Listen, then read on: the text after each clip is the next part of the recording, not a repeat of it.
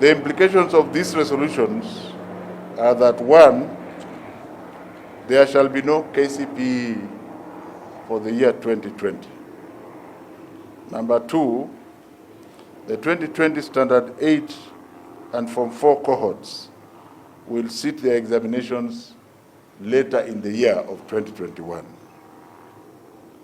And number three, the school calendar of this year will be considered lost due to COVID-19.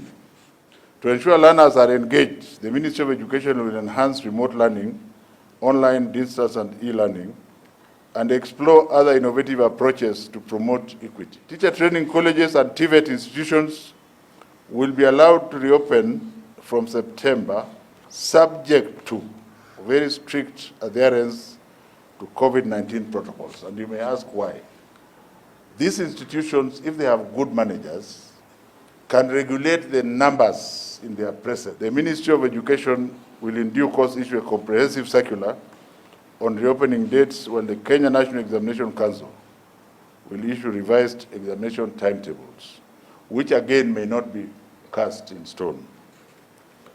Reopening of the universities for face-to-face will be on a case-by-case basis, based on approved compliance with the Ministry of Education and the Ministry of Health COVID-19 protocols. Universities, most of them are doing so and should continue holding virtual learning and graduations for students who have successfully completed their programs and met graduation requirements set by their respective senates and councils.